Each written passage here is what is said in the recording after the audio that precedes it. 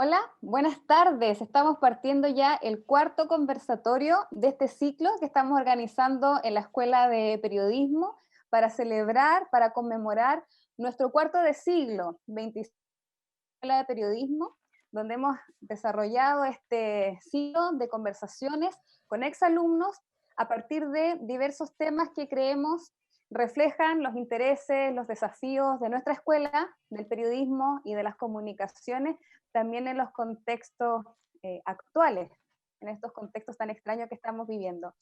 El tema de hoy es sociedad civil organizada y comunicación, cómo enfrentar la crisis social y sanitaria. Estoy muy contenta de poder compartir este espacio nuevamente en uno de estos conversatorios y sobre todo compartir con dos exalumnos que además, coincidentemente, eran compañeros de generación. Yo estaba un poco perdida con los años, pero me acaban de confirmar que sí, que efectivamente eran del mismo curso, digamos, fueron mechones al mismo tiempo. Tenemos esa coincidencia en Castillo, especializada en organizaciones sociales y promoción de temáticas de justicia social. Actualmente Valeria es coordinadora de comunicaciones de psicólogos voluntarios. Anteriormente fue voluntaria en Haití, de América Solidaria, y luego de terminar su periodo de voluntariado regresaste a América Solidaria a trabajar como coordinadora de comunicaciones también en Haití. Yo quisiera recordar que también fuiste una alumni destacada, también tuviste esa distinción a propósito de esa experiencia del trabajo que estabas realizando en América Solidaria en Haití. Y tenemos también a Alejandro Muñoz, director social de Revalora, cofundador de Comunidad Sostenible, que es una consultora que pretende asesorar a empresas que apuesten por un desarrollo sostenible y relacionamiento comunitario. Además, Alejandro, tienes un podcast, me imagino que luego nos contarás y nos invitarás a escuchar el Club de los Propósitos, donde entrevistas a profesionales que han hecho de su trayectoria profesional un propósito de vida, también a partir de la experiencia que estuviste en Techo para Chile, trabajando siempre en el tema de comunidad y el trabajo con organizaciones sociales. Con este mundo que muchas veces llamamos el tercer sector, la sociedad civil, eso es lo que nos va a enmarcar. Gracias a los dos por estar hoy día con nosotros en este espacio. Y lo primero que quiero saber, preguntarles, es cómo están, cómo se han ido adaptando, cómo han ido a estar desarrollando su trabajo, sus actividades en estos contextos que estamos viviendo, de pandemia, de cuarentena ya en muchos casos. Valeria. Bueno, primero agradecer por la invitación. Es rico verlos de nuevo, ver a gente que fue súper importante cuando uno se estaba formando. Obviamente también ver a Alejandro. Y bien, yo la verdad estoy bien. Estoy en un proceso de mucha conciencia y también de agradecer diariamente que tengo la oportunidad de seguir haciendo lo que me gusta desde la casa. Y que hasta el momento no he tenido mayores dificultades. Entonces, agradeciendo, estoy bien y agradeciendo día a día. Perfecto, muchas gracias Valeria. ¿Y tú, Alejandro? ¿Qué Bueno, tal? muchas gracias Daniela, Valeria, para mí es un honor poder compartir este espacio con ustedes y también a todas las personas que nos están escuchando en este conversatorio. Para mí estos días han sido también, como lo señalaba Valeria, de mucha reflexión. Yo llevo más de 12 años trabajando directamente con distintos tipos de comunidades en el mundo de la sociedad civil, de la responsabilidad social. Y la mayor reflexión que tengo respecto a lo que hemos vivido estos días en el entorno del COVID-19 es que siempre las catástrofes sanitarias, naturales, o también las grandes problemáticas de Chile develan de alguna manera todos los problemas de desigualdad que existen en este país.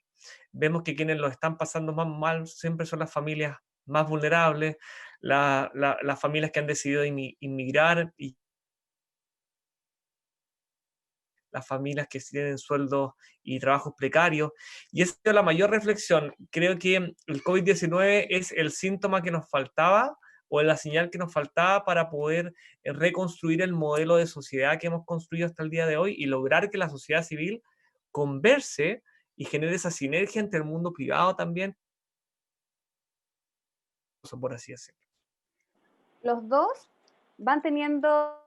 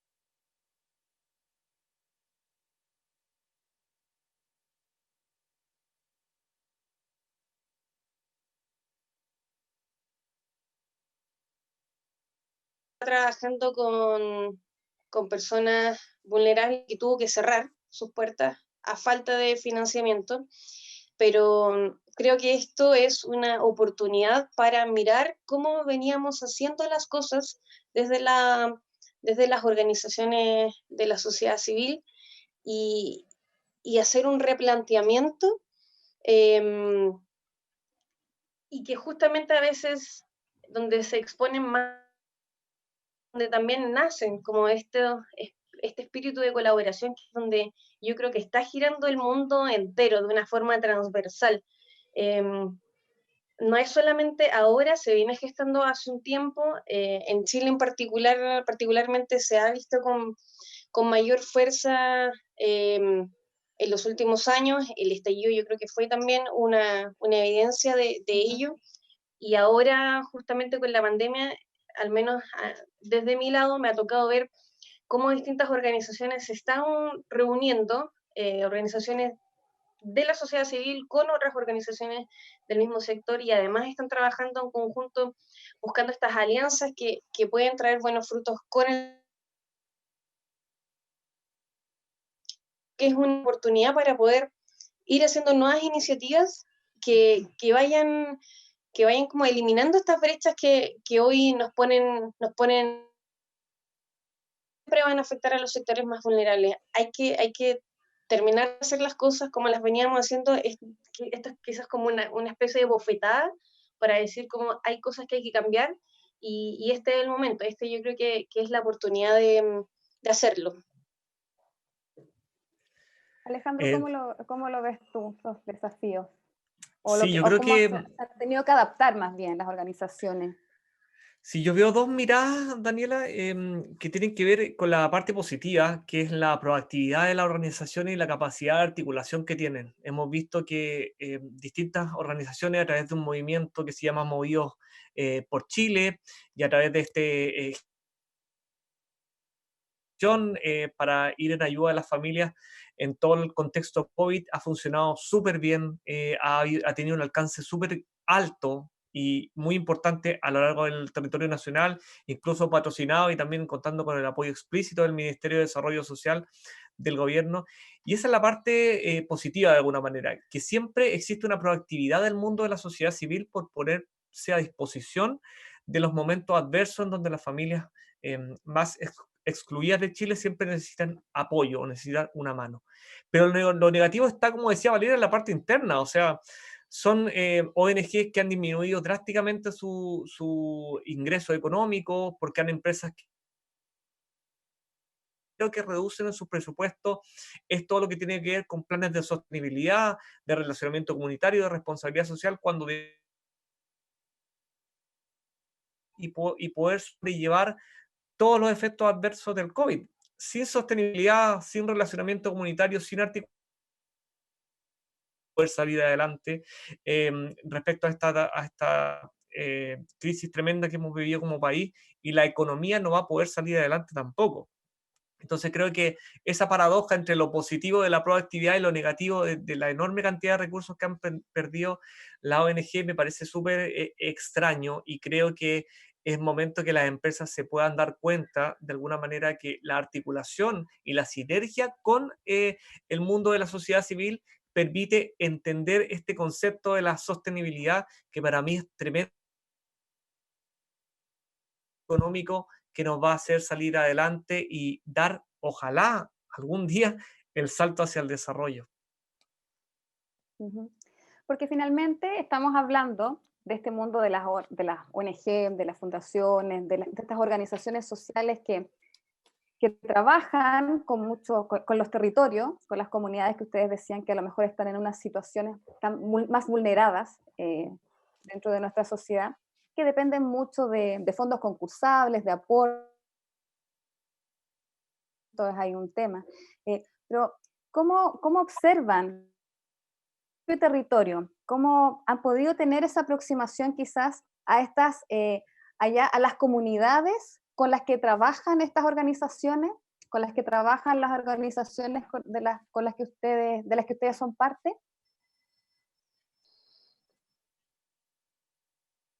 En particular, en mi caso, a ver, a mí me tocó, vivo en una comuna donde fue una de las primeras que se inició como la cuarentena. No tuve, por ende, personalmente como la oportunidad de ir a ver a las comunidades en terreno, pero sí hemos estado en constante comunicación, por ejemplo, a través de psicólogos voluntarios en particular. Cuando empieza todo esto de la pandemia, hubo una articulación interna que permitió adaptarse a la emergencia. Psicólogos es una organización que una de sus aristas, de las que más se trabaja todos los años, son las intervenciones cuando hay alguna emergencia o desastre a nivel país, incluso también a nivel internacional. Entonces fue una de las primeras cosas que se hicieron fue empezar a mirar cómo podíamos seguir trabajando con estas nuevas condiciones que eran un desafío tremendo,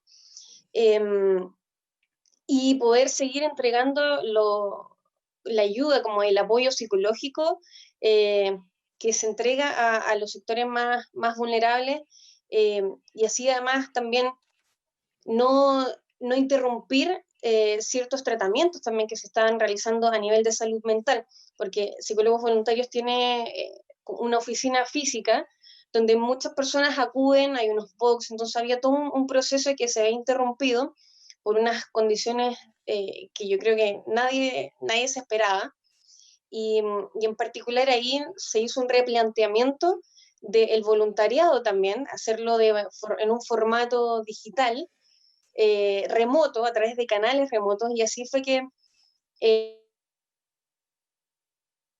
semana ideamos una nueva forma de poder seguir entregando a la comunidad que más necesita el apoyo en salud mental. Y bueno, y así fue que en particular se abrió a fines de marzo un canal a través de servicio telefónico donde se entrega contención psicológica de forma gratuita. Se habilitó un número de teléfono y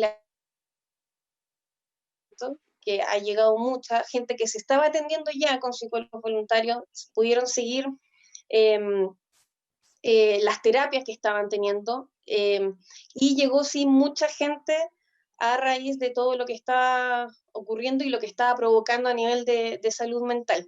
Y además ahí veo como esta otra parte también de participación, como ante una pandemia que afecta fuertemente al mundo y también a nuestro país, cómo nace este impulso de las generaciones más jóvenes de decir, ok, yo quiero apoyar esto y quiero ayudar de la forma que sea. Y así también fue como empezamos a hacer convocatorias de psicólogos y psicólogas para que se pudiera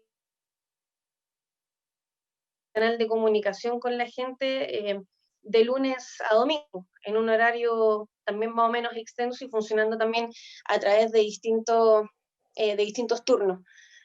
Entonces, ahí yo creo que fue todo una evaluación muy rápida, a tiempo récord, pero, pero creo que se logró y bueno, y ahora lo que se busca es obviamente ir abarcando porque cada vez las demandas y las necesidades son mayores, entonces sí, pero pudimos mantener de cierta forma, pero a nivel remoto, esta comunicación con las comunidades con las que trabajamos.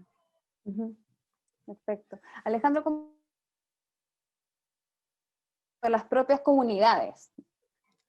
Sí, vuelvo a hacer un mismo paralelo entre las cosas positivas y las cosas que lamentablemente son adversidades para las comunidades. Dentro de lo positivo está, Daniela, el tejido social fuerte que existe en las comunidades, que están empoderadas, que conocen sus derechos, que tienen sus redes locales también súper fortalecidas y tienen una organización comunitaria generalmente bien validada, con una directiva que de inmediato se pone y generalmente a la cabeza y puede darse cuenta con rapidez de cuáles son las principales necesidades que tienen que ver, por ejemplo, con la alimentación. Sabemos que han proliferado las ollas comunes en las comunidades y es quizás la instancia que de primera necesidad que se organiza, que se articula y que se genera y funciona súper bien porque las comunidades saben cómo trabajar en equipo y saben cómo trabajar en redes. Tienen una experiencia vasta en ese sentido.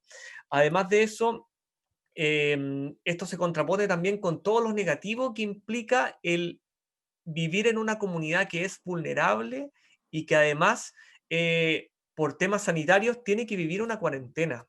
La cuarentena es realmente un problema y un obstáculo tremendo para las comunidades vulnerables por distintas dimensiones. Una de ellas tiene que ver, por ejemplo, con los trabajos informales, donde sabemos que las familias que viven en condiciones de vulnerabilidad no pueden asistir o no pueden generar estos trabajos informales y tampoco menos acceder al teletrabajo. Está también los problemas sanitarios que tienen que ver, por ejemplo, con la falta de agua en las comunidades rurales muy apartadas o en las comunidades que están en terrenos que son irregulares, que no han sido regularizados por el Estado. El agua no está garantizada. El agua potable no está garantizada porque depende de un servicio que es municipal, que si están cortados los caminos, a veces la municipalidad no llega. Entonces, es un poco una ironía pedir familia que se lave las manos de alguna manera todos los días o mantenga el oro con menos de 30 litros por persona al día, que se contrapone tremendamente con la exigencia y los estándares de la Organización Mundial de la Salud. Y a eso se suma también el hacinamiento, Daniela, que es súper complicado y gracias a Dios existen a nivel de la red nacional las residencias sanitarias que pueden suplir de alguna manera un problema tremendo para las familias. Entonces, hay una red, un tejido social que es para sacarse el sombrero, pero hay también un dolor de cabeza para las familias más vulnerables de Chile. Quisiera aprovecharme eso que acaban de decir, justamente para destacar todas estas iniciativas que han surgido del territorio, estos vecinos que se autoconvocan, se autoorganizan y finalmente se van apoyando, ¿no? Bajo esta consigna de que finalmente el pueblo va ayudando al pueblo. Y yo me doy este espacio para mandarle un saludo gigante a los vecinos y vecinas de Porvenir Alto y Porvenir Bajo, que llevamos unos años trabajando con ellos a partir del proyecto Q de plantear, Alejandro, o sea, cómo finalmente, sin esperar lo que la autoridad o el Estado te va a aportar, ellos rápidamente detectan las necesidades de la propia comunidad y con una fuerza increíble van para adelante. Así que me aprovecho de eso para dar ese reconocimiento en la gente de Porvenir. Un momento que para a mí me resulta muy, muy clave. esta idea de que esta crisis sanitaria que nos tiene a todos encerrados, en definitiva, ha, entre comillas, evidenciado más, ha profundizado más, ha hecho más evidente la crisis que estalla o se visibiliza a partir del 18 de octubre, que tampoco es que surja en el 18 de octubre, no es que surge la crisis, la desigualdad, se explota y ahora se evidencia más. Pero no, en esos otros contextos, digamos, no de crisis, asumiendo que la crisis o la desigualdad siempre ha existido. ¿Cómo ven ustedes el rol que la comunicación y el periodismo puede generar o puede aportar en las organizaciones sociales y en el vínculo con la comunidad?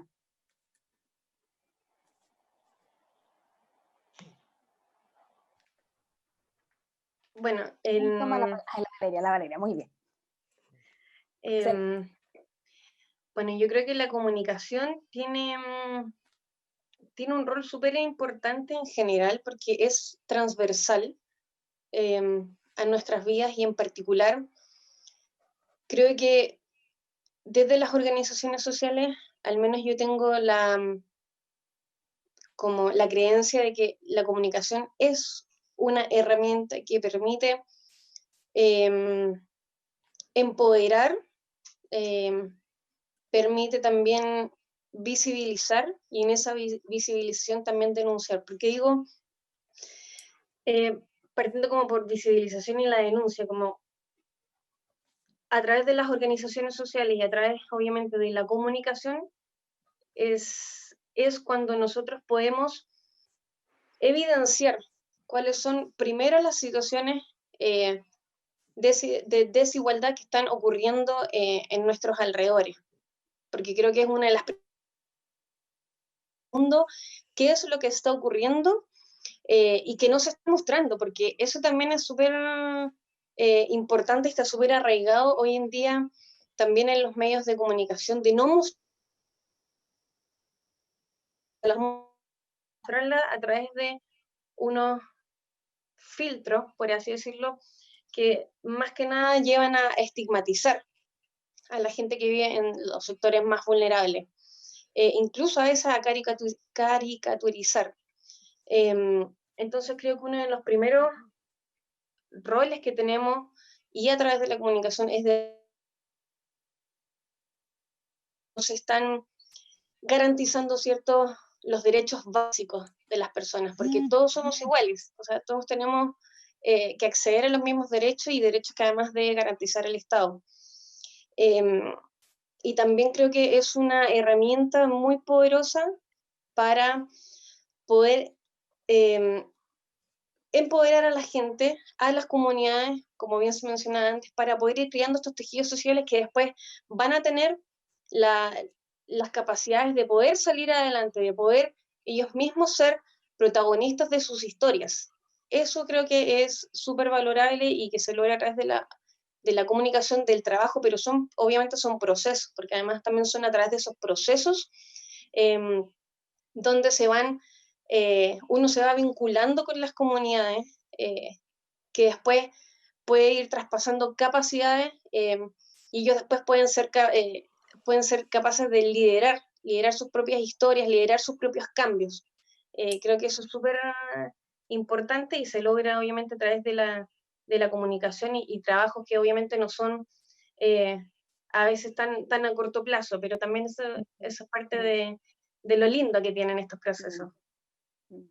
Claro, efectivamente, porque hay un vínculo que se va tejiendo ahí también con la comunidad en que se va generando este empoderamiento, como decías tú, Valeria. Y tú, Alejandro, ¿cómo lo ves? Este aporte que pueden hacer el periodismo y la comunicación al trabajo de las organizaciones sociales y las comunidades. Sí, yo creo que en primer lugar los medios de labor quizás más pragmática, siento que lo han estado haciendo de un tiempo a esta parte, pero es muy importante, Daniela, que puedan visibilizar de manera constante todas aquellas aristas de nuestra estructura socioeconómica que generan desigualdad o que perpetúan esa desigualdad. Y aquí no hay un tema ideológico, a veces sabemos que muchos medios de comunicación tienen un sesgo ideológico bastante fuerte y a veces la ideología se come un poco como a la estructura en sí. Yo voy a los problemas sociales directos, que afectan directamente a las comunidades. El hecho de que más de la mitad de la familia en Chile tenga un sueldo menor o inferior a 400.000 pesos no es tema de ideología. El hecho de que existan más de 40.000 familias viviendo en campamentos no es un tema ideológico tampoco. Son partes o grietas que tiene nuestro sistema socioeconómico, lo transformen en una vitrina para que a nosotros jamás se nos olvide que cuando el COVID termine, la estructura de desigualdad no va a terminar en el país, sino que seguramente va a seguir creciendo, lamentablemente. Ojalá no sea así. Y creo que ese rol de los medios de comunicación es súper importante. Ahora, de la comunicación social como herramienta, a mí me parece súper valorable, Daniela, lo que se genera respecto a esta articulación entre el mundo público, entre el mundo privado, entre la sociedad civil, cómo las políticas públicas, por ejemplo, o las iniciativas privadas, gracias a la comunicación, tienen un relato o tienen un valor compartido, permiten generar proyectos que son de alto impacto, que sin el rol de la comunicación social como herramienta, quizás sería a lo mejor una iniciativa o un proyecto más, pero cuando se genera esta sinergia y tú le pones la comunicación a este tipo de proyectos, los proyectos se transforman en proyectos de alto impacto y se transforman también en políticas públicas de alto impacto, que creo que es muy, muy, muy importante poder potenciar siempre en estas articulaciones y en esta relación que existe entre el mundo público y privado también, y el protagonismo de la sociedad civil, tener en el corazón y en el centro de cada iniciativa a la comunicación social como una herramienta que de verdad para mí es transformadora. No lo he dicho, esto se está transmitiendo en vivo por Facebook y ahí también si nos quieren hacer preguntas, comentarios, ya están llegando algunos comentarios, así que están viendo, pueden ir compartiendo y nos pueden también ahí hacer sus preguntas, ¿ya? Voy a leer luego algunos de los comentarios que ya nos han llegado, porque ahora quisiera que siguiéramos en este mismo tema, pero los quiero llevar en un viaje al pasado, a su formación como periodistas de nuestra escuela. Estamos recordando y estamos conmemorando los 25 años de la Escuela de Periodismo, que ustedes son harto más jóvenes que eso, pero bueno, son parte de esta historia. ¿Cómo ustedes luego del paso por la escuela, cuando salen, cómo hacen esta llegada a esta área de desarrollo profesional? Porque convengamos que hay ciertas áreas que pueden ser más tradicionales en el periodismo. Hay una decisión bueno, no sé si una decisión o la vida que los llevó a trabajar en este otro mundo de la comunicación y la sociedad civil. ¿Cómo fue ese paso? Valeria. La Valeria, que siempre parta la Valeria, así nos organizamos. Bueno, lo mío quizás fue súper distinto a Alejandro, porque yo entré a estudiar periodismo porque quería ser... entré como con eso. Y la verdad es que el mundo laboral yo comencé en medios de comunicación, particularmente en prensa televisiva, que es un paso que además a mí me enseñó mucho de los medios de comunicación, el tratamiento de las noticias, y fue estando ahí cuando ya como que estalló en mí esta necesidad de poder vincularme más con temáticas, este como gen, por así decirlo, de lo social. Yo después me di cuenta que sí, pero nunca lo había abordado desde el lado profesional, o nunca en algún minuto se me pasó por la mente.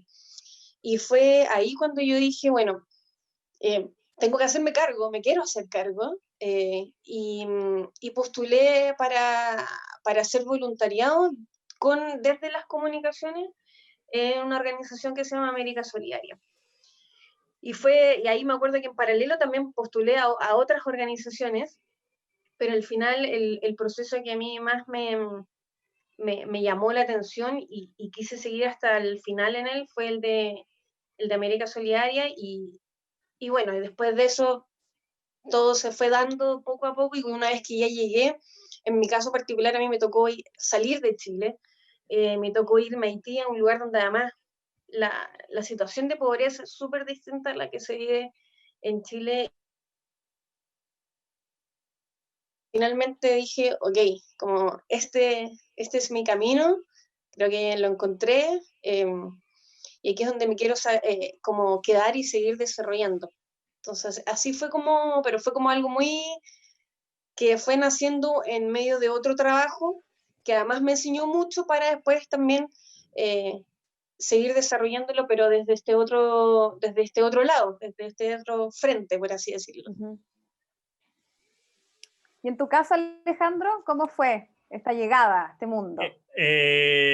Yo recuerdo muchos compañeros que me molestaban un poco en la universidad, y yo también, y en la familia, porque yo tenía como el sueño de poder trabajar en la tele. Ese era como, yo sentía que era como el fin.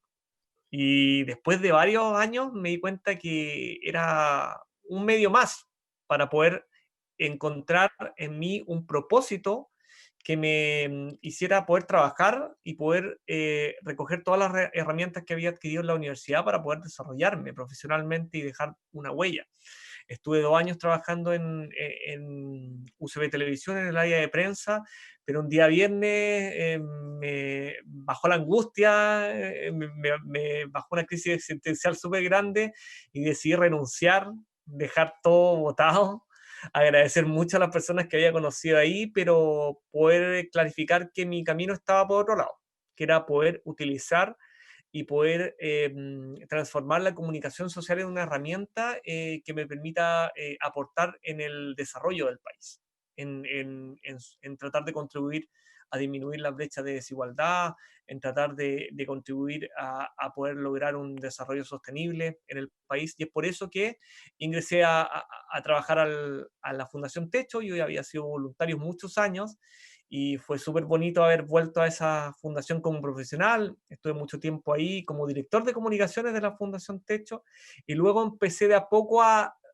dejar el mundo de la comunicación organizacional pura y dura y de la gestión de prensa, para empezar a dedicarme al tema de la gestión social, al tema de la articulación de iniciativas público-privadas, al tema del trabajo con las comunidades, relacionamiento, y ahí fui mutando hasta luego ser director regional del Techo, reafirmando mi propósito en el incendio de Valparaíso. Yo creo que el haber liderado como profesional la reconstrucción tras el mega incendio de Valparaíso fue algo que me hizo decir, esto es lo que yo quiero hacer toda mi vida. Yo quiero trabajar desde la sociedad civil, desde el mundo privado, y poder generar articulaciones que permitan promover el desarrollo y promover también el crecimiento y el desarrollo territorial integral. Y eso es lo que estoy haciendo hasta el día de hoy, trabajando en distintas iniciativas como la que ustedes ven atrás, que acá atrás, Sí, está sí, ahí. que Comunidad Sostenible, que es una consultora que busca promover la sostenibilidad en Chile. Pucha, yo no tengo logo, pues no lo traje. Pues. ¿Y qué características o competencias profesionales ustedes creen que hay que tener un periodista, un comunicador, comunicadora que se quiera dedicar a esta área profesional? ¿En qué hay que especializarse o qué hay que saber? A ver, ¿qué hay que saber? Bueno, hay muchas cosas que uno las va aprendiendo en el camino, y eso, aunque suene cliché, es así, porque hay cosas y que obviamente no se aprende en la universidad, que se va a aprender en el mundo laboral. Por ejemplo, la gente que ahora nosotros con experiencia en distintas áreas de la comunicación nos enfrentamos a una pandemia, algo totalmente...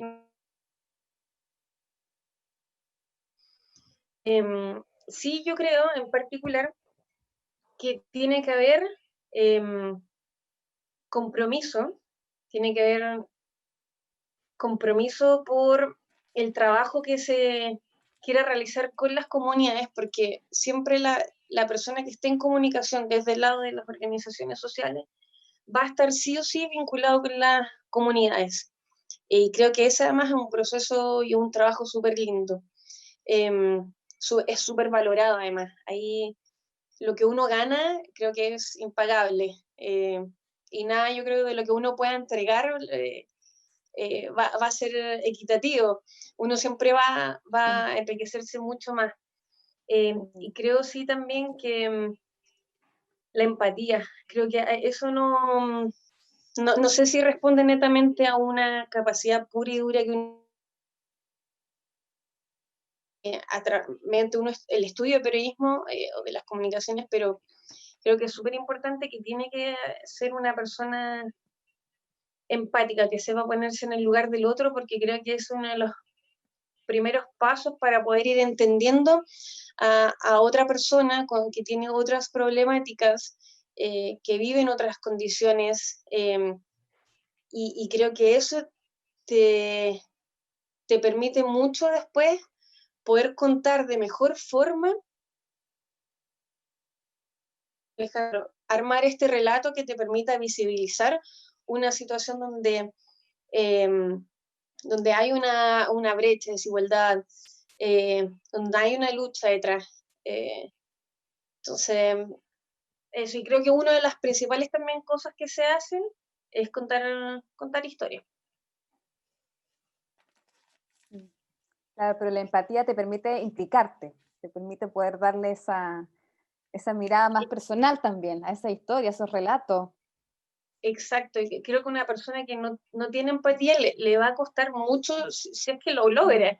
Es súper difícil y eso, no sé, es algo importante, base, pero claro, no es un conocimiento puro y duro que tú puedes aprender de un libro, pero sí también se puede ir aprendiendo más cuando tienes sí el contacto en terreno con la gente. Porque al final es ahí donde te vas empapando de toda la realidad y vas conociendo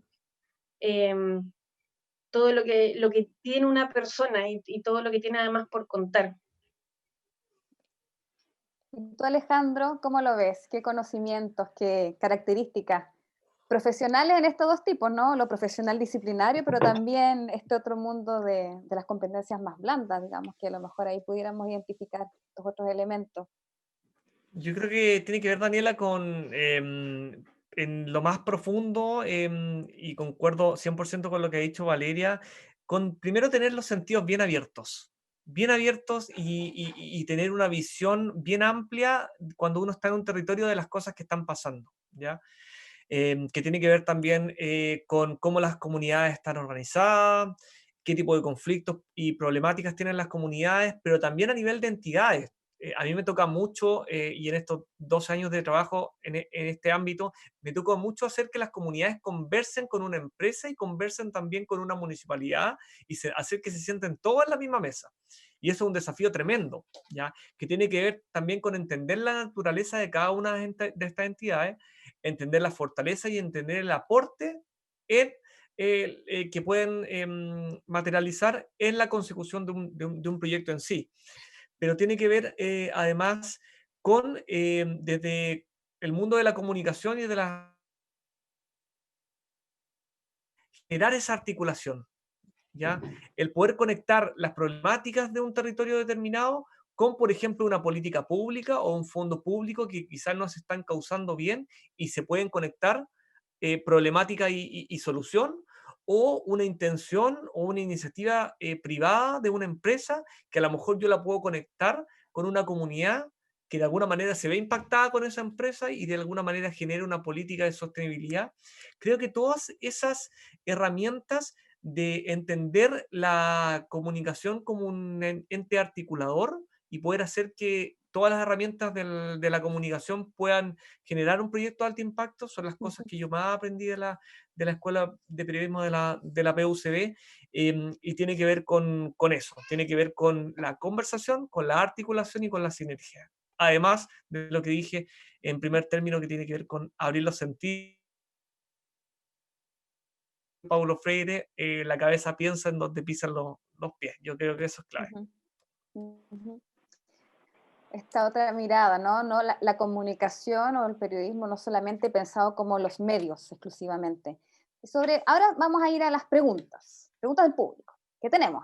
Ustedes que voy a hacer algunas preguntas. Lo primero voy a hacer un comentario que me parece muy interesante. Dice de Analicia Aldana, que en este minuto es alumna de nuestra escuela, ya está en su proceso final. Y Analicia dice algo, dice, qué loco como a las nuevas generaciones la tele ya no se nos presentaba como el único destino profesional posible.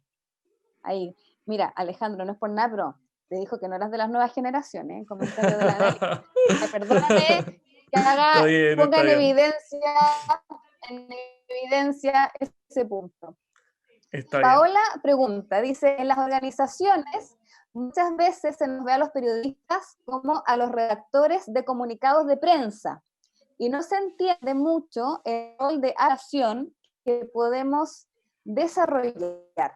¿Comparten ese diagnóstico? Muy interesante esta pregunta que hace Paola. ¿Quién toma la palabra? La verdad que dijimos que la Valeria iba... Valeria primero. Creo que, a ver, primero no hay que generalizar, pero sí pasa que en algunas organizaciones no se entiende o no se saca todo el provecho que se puede sacar a la comunicación, o en este caso a la persona que lleva las comunicaciones de esa organización. Pasa, creo que también muchas veces pasa cuando a veces las organizaciones no han alcanzado su madurez. Y ahí también creo que es importante el rol que uno pueda tener y empoderarse de la profesión e ir mostrando poco a poco todo el trabajo que se puede ir realizando a través de la comunicación, y en ese sentido obviamente ir mostrando, porque muchas veces también uno a veces lo quiere plantear, pero a veces cuando las cosas ya están hechas es cuando la gente dice como, ¿verdad? Tenías razón. Mostrando y empujando iniciativas que vayan más allá de, obviamente, esta gestión de prensa, que además tiene un nombre y a veces no le saben dar ese nombre. Entonces, creo que ahí es un desafío, pero para nosotros, para quienes estamos desde el lado de la comunicación, de ir abriendo esos caminos y poder ir mostrando todo el provecho que se puede y todo lo que se puede desarrollar a través de la comunicación. Como dice Alejandro, está la articulación, está la gestión de prensa, está un poco más allá la incidencia que uno puede ir produciendo, que los impactos que uno puede también tener en las comunidades, el impacto también a nivel interno que uno va a generar dentro de una organización a través de la comunicación interna. Entonces, es un desafío. No son todas, y creo ahí también que el trabajo que uno pueda realizar en una organización, cuando además son entidades que se forman a través de distintas disciplinas, porque uno llega a un lugar donde hay un conjunto de personas, distintos cargos, pero también distintas profesiones, y ahí también creo que se puede aprovechar muy bien haciendo este trabajo en conjunto y aprovechando también lo mejor de las distintas áreas para poder ir desarrollando distintas iniciativas. Creo que eso es un plus, a mí al menos me ha tocado vivirlo desde el lado laboral, pero sí, a veces va a ser un desafío mayor en algunas entidades por sobre otras. ¿Y tú, Alejandro, cómo ves esto de esta percepción de solo hacemos el comunicado de prensa? Sí, respondiendo al comentario y complementando lo que decía Valeria, lo que decía Paola también en el post de esta transmisión, a mí me pasó en carne propia. Yo entré como director de comunicaciones del Techo, estuve 3 años trabajando ahí, pero más que nada mi cargo era mirado como el encargado de prensa, y tuve una pega y un trabajo muy intenso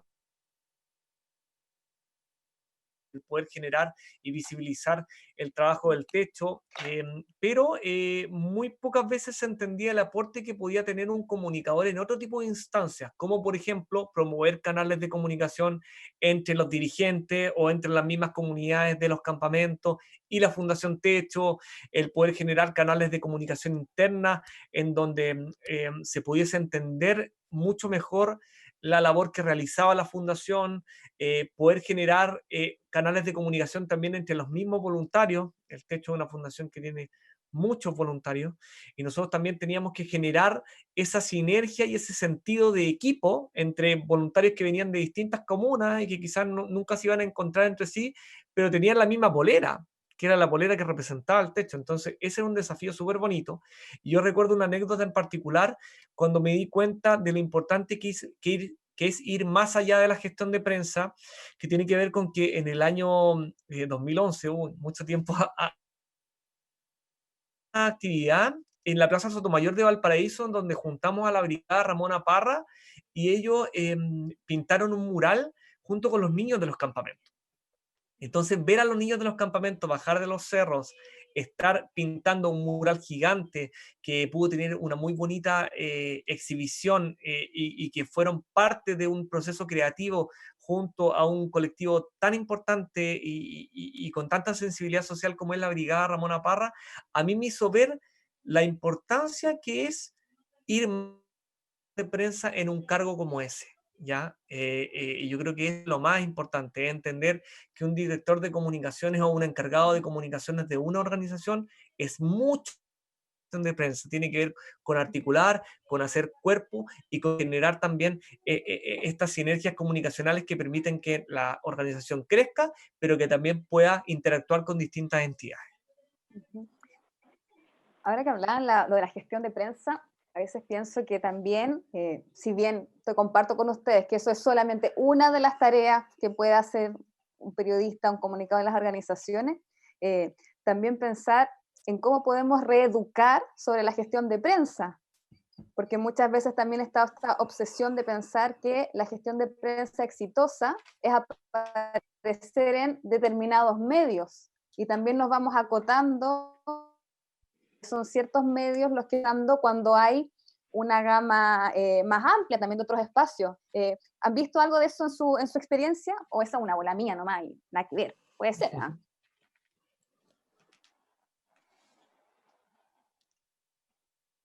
¿Eh? Perdón, yo no escuché no entendí bien la última parte, como que se me cortó.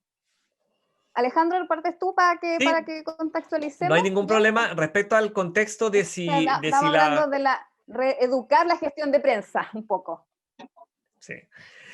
Bueno, a mí también me pasaba, cuando yo estuve muchos años dedicado al tema de la gestión de prensa, que muchas veces aparecer en el Mercurio no era lo mismo, o aparecer en La Tercera no era lo mismo que aparecer en un portal o un diario ciudadano de la región, lógicamente. Y las personas que quizás no estaban tan inmersos en el mundo de las comunicaciones, a lo mejor no lo entendían tan así. Yo creo que muchas veces, y coincido con lo que tú planteas, Daniela, muchas veces la gestión de prensa cae en ese juego, a veces perverso, de transformarlo en un dato, transformarlo en algo cuantitativo, cuando el valor real de la gestión de prensa, a mi juicio, tiene que ver con poder generar a través de los medios de comunicación temas de conversación, poder generar pauta, poder generar opinión y poder generar, y vuelvo al concepto de la sinergia, un canal de comunicación que nos permite organización y poder conectar esa organización con otros actores sociales. Yo creo que esa es la gran labor que a mi juicio tiene la gestión de prensa, porque a través de los medios está diciendo algo, está generando un diálogo, que obviamente lo rico de ese diálogo es que genera una respuesta, ya sea a través de algo muy duro o muy concreto como una donación, o puede ser como distintas organizaciones o entidades que abran la puerta, o perdón, que golpeen la puerta y que la fundación y la organización abran las puertas y se encuentre con un sinnúmero de redes que quizás sin esa gestión de prensa no hubiesen existido. Yo creo que ahí está el trasfondo del éxito que puede tener una buena gestión de prensa, y coincido absolutamente, reducirlo a un número o reducirlo a un medio de comunicación en particular, creo que es un poco perverso o es un poco no entender el trasfondo o la naturaleza de lo que significa la gestión de prensa en estos tiempos. Sí, de todas maneras, igual coincidiendo que esa es una área de lo que podemos hacer, ¿no? En las organizaciones. Sí, Entendí lo que están, a lo que se referían. Estoy completamente de acuerdo y además, y aquí me voy a trasladar a un trabajo que de hecho me tocó hacer y en un contexto que no era fácil y que habla justamente de reeducar a la prensa. Yo me acuerdo de cuando estaba en Haití, uno de los grandes desafíos que había a nivel comunicacional de todas las organizaciones que trabajábamos temáticas sociales en ese país era la mirada del trabajo social, de los proyectos, de las organizaciones internacionales y la mirada particularmente del voluntariado. Había una visión totalmente tergiversada de lo que era ser voluntaria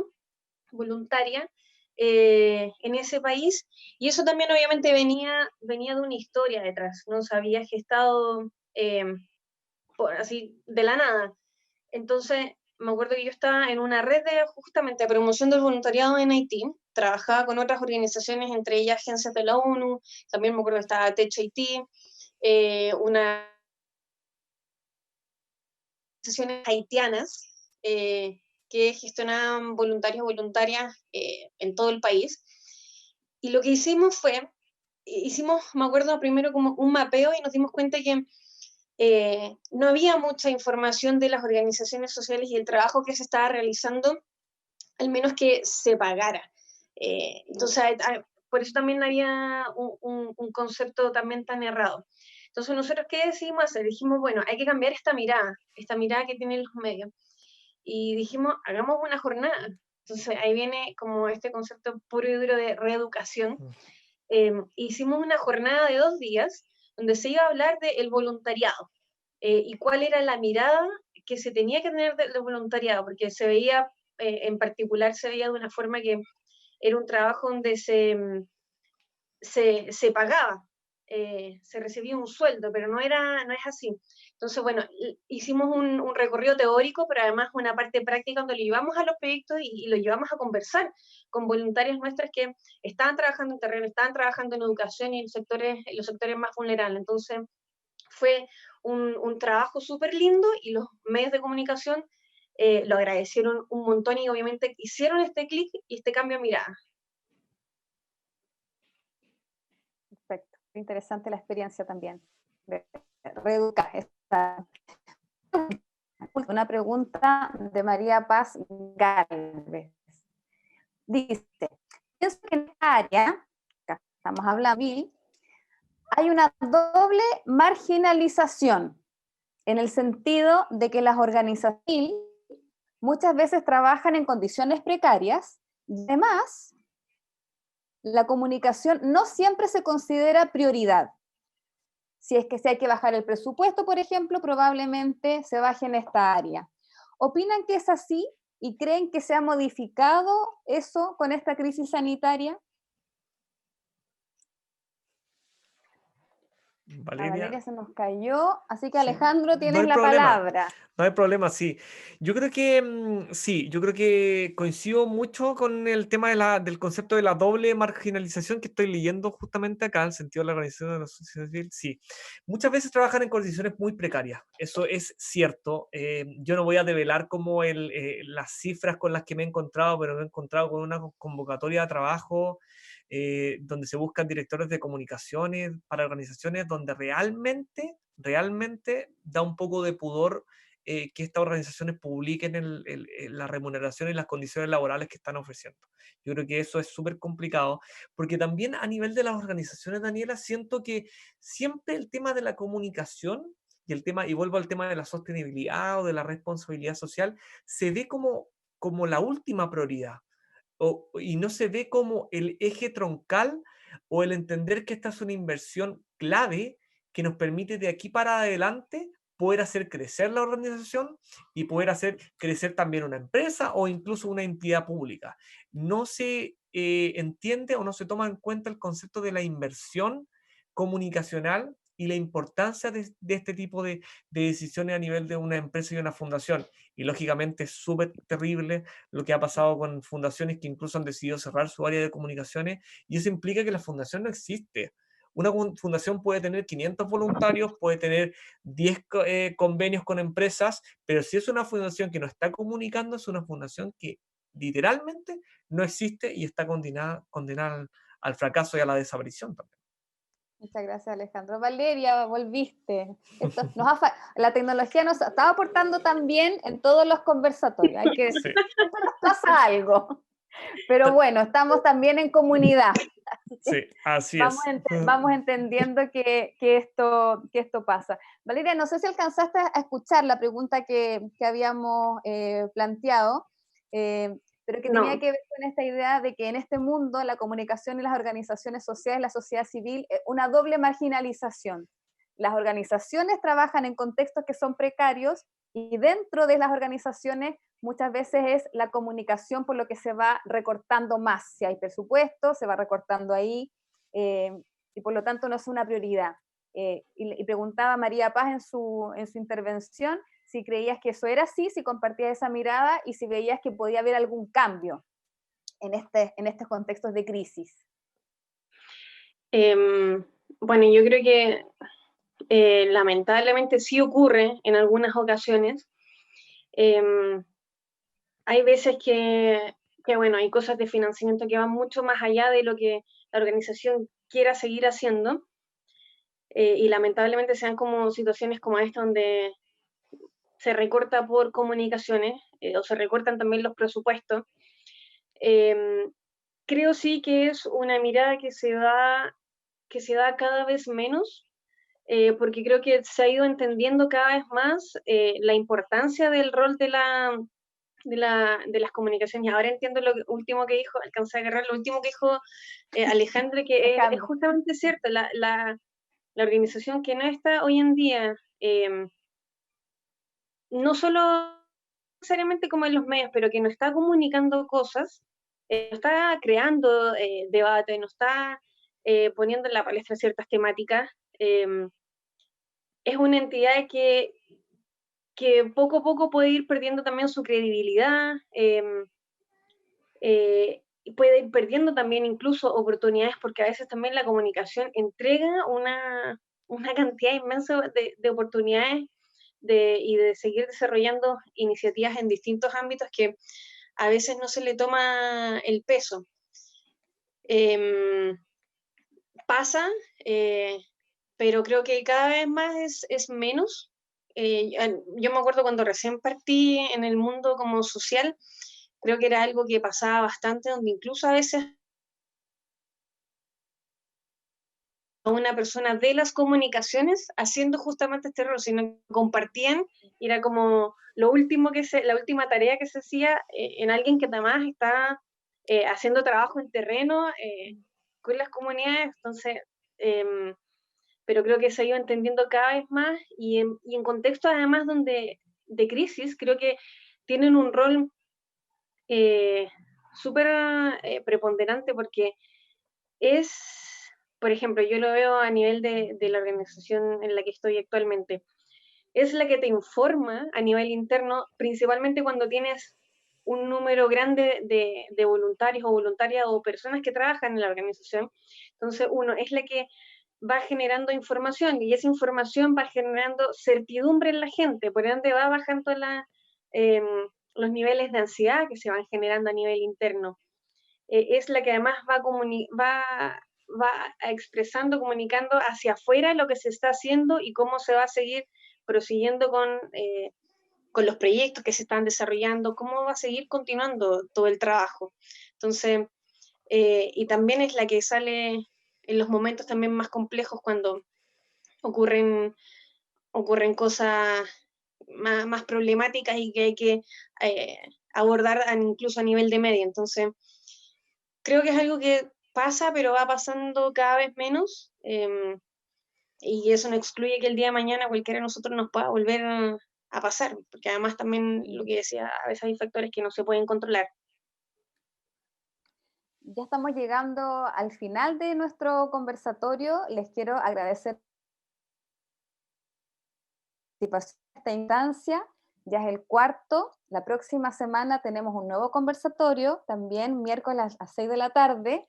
El tema de la próxima semana es comunicación y educación. Va a estar moderando la profesora María Soledad Vargas y va a estar participando Gustavo Rojas y Natalia Orellana, los dos exalumnos con mucha experiencia justamente en el ámbito de la educación. Les vuelvo a reiterar nuestro agradecimiento a ustedes, a quienes nos acompañaron también por las redes sociales. Esto va a quedar disponible para que lo podamos seguir compartiendo en nuestros espacios. Y solo contarles, para despedirnos a ustedes y a quienes nos están viendo, que sin duda para la Escuela de Periodismo, esta área de la comunicación y las organizaciones, ustedes recuerdan los trabajos que tienen que haber hecho con Pilar Bruce, por ejemplo, de trabajar desde la comunicación organizacional con organizaciones del tercer sector. Ha estado esa mirada siempre presente. Desde hace 3 años en la escuela ya tenemos un proyecto que aborda esta dimensión, el proyecto CUBIC, que trabajamos para poner al servicio de los territorios el periodismo y la comunicación a través del voluntariado de nuestros estudiantes. En ese marco también quisimos organizar este conversatorio, porque estos son los temas que nos mueven, que nos gustan como CUBIC, como Escuela de Periodismo, así que les agradezco muchísimo que hayamos podido tener este espacio para conversar, y sin duda que pudiéramos haber seguido hablando de otros temas. No sé si quieren agregar algo ya de despedida, algún saludo, lo que quieran, en los últimos minutos. Valeria. Bueno, yo en realidad quiero, nada más que nada agradecer nomás el espacio, como la oportunidad, esta grata conversa, y poder ir también como contando un poco más del trabajo desde este lado de las comunicaciones, para que las personas interesadas, pero también principalmente las personas que hoy son estudiantes en las universidades de periodismo puedan abrir un poco también esas miradas de ir más allá de los medios y saber que hay un trabajo importante, relevante, y además un trabajo súper lindo que se puede hacer desde las organizaciones sociales, que de verdad es harto el trabajo, pero también la retribución es, o sea, es gigantesca, no hay forma que no lo sientan. Así que, nada, seguro las personas que estén interesadas no se van a arrepentir, y bueno, nuevamente agradecer esta oportunidad. Muchas gracias a ti, Valeria. Alejandro, Sí, para yo el quería, cierre. yo quería más que nada agradecer también. Han sido 10 años de intenso trabajo, feliz de llevar a cabo y poder desarrollarme en otra lista de las comunicaciones que tiene que ver con el desarrollo territorial, con la sostenibilidad, con la comunicación social al servicio también del crecimiento y de romper las brechas de desigualdad. Y más que nada invitar a la gente que nos está viendo a esta hora a seguir la cuenta de Comunidad Sostenible, nuestra página web, de este logo que está acá atrás mío acompañándome. Somos una comunidad abierta en la cual tú te puedes inscribir de manera gratuita, y somos una red de profesionales que está promoviendo el mundo de la sostenibilidad y el relacionamiento comunitario en Chile. A todos quienes quieran conocer más de nuestro proyecto, los invito a visitar nuestra página www.comunidadsostenible.cl, y nuestro lema es el mundo cambió y tú. De alguna manera queremos apelar a que también exista un cambio y nos demos cuenta que el COVID-19 nos hace un llamado urgente a poder interactuar de mejor manera entre nosotros, a poder ser amigables con el medio ambiente, a poder trabajar codo a codo con las comunidades y hacer de este mundo un mundo más sostenible. Así que muchas gracias a la Escuela de Periodismo por este espacio tan provechoso de conversación. Súper, muchas gracias. Hoy las cuentas de CUBIC también las pueden seguir, todas vinculadas ahí desde periodismo. Muchas gracias, Alejandro, muchas gracias, Valeria, muchas gracias a la María Paz, a Vero, a Alger, Paola, que es el equipo de producción de toda esta actividad, y a Eduardo Aros, que se ha encargado de la transmisión de todos los conversatorios, que también es una pieza clave en el funcionamiento y en la vida de nuestra escuela. Gracias, y bueno, nos vemos, espero que pronto, en algún otro espacio para seguir conversando. Que estén súper bien. Chao, chao, que estén muy bien. Chao.